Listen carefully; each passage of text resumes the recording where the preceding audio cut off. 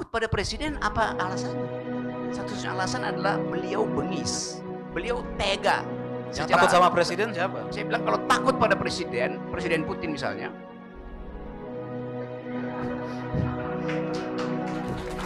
atau Presiden Wakanda, Oke, karena dia bengis. Rocky Gerung takut menyebutnya Jokowi. Terima kasih Anda sudah sebutkan. Sebutkan saja. Oke.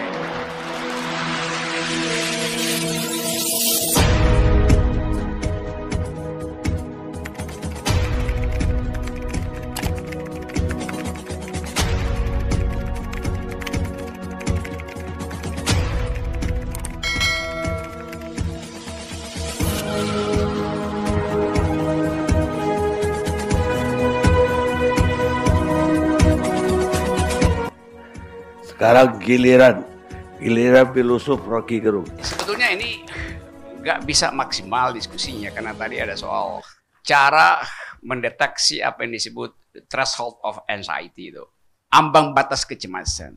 Jadi sebetulnya ini teknik yang ada di dalam cara survei untuk TikTok aja, nggak langsung nanya pada orangnya tuh. Anda cemas kenapa itu?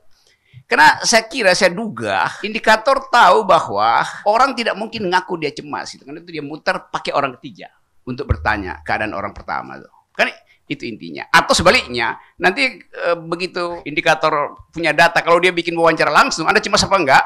Nanti datanya itu diambil alih oleh Pak Luhut sebagai big data tuh. Jadi dia muter, dan itu teknik yang bagus sebetulnya tuh. Di dalam teori intelijen, mending pakai orang ketiga untuk mengetahui pikiran orang pertama tuh. Kan itu technically, methodologically, teknik gitu. Tapi saya bisa ambil konsekuensinya tuh. Kalau ternyata 62%, setengah lebih orang cemas terhadap atau tidak berani mengucapkan pikiran itu apa konsekuensinya bagi demokrasi tadi yang terangkan oleh Fahri? Atau dia jadi pasif dan nggak mau berpartisipasi? Karena dia udah terhalang secara mental, ya udah, saya nggak mau ngomong deh. Rugi bagi demokrasi itu. Itu artinya oposisi tidak mungkin mengucapkan sesuatu yang justru sebagai balancing untuk assessment policy. Kan dirugikan pemerintah kan, karena nggak ada suara jujur, orang pasif aja. Atau sebaliknya, orang nekat.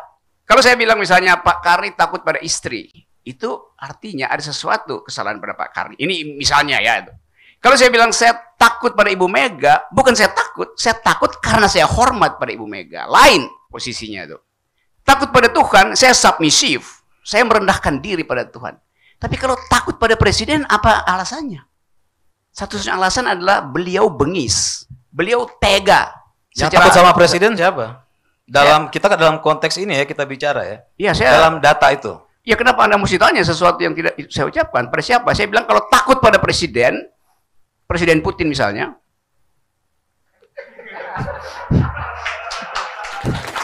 atau Presiden Wakanda, oke, karena dia bengis. Rocky Gerung takut menyebutnya Jokowi. Terima kasih Anda sudah sebutkan. Sebutkan saja. Oke. Itu pertanda bahwa saya masuk di dalam satu konsekuensi. Anda tidak punya kemampuan untuk mengedit bahasa ketika Anda ada dalam kekuasaan. Saya hanya memperlihatkan bagaimana sense ini memang betul yang dideteksi oleh indikator. Bahkan saya takut mengucapkan nama Jokowi sekarang. Oke, berarti jelas ya. Rocky Gerung takut mengucapkan itu. Bukan saya takut, karena saya mesti terangkan kenapa saya takut pada kekuasaan yang sebetulnya nggak coba boleh. Jelaskan.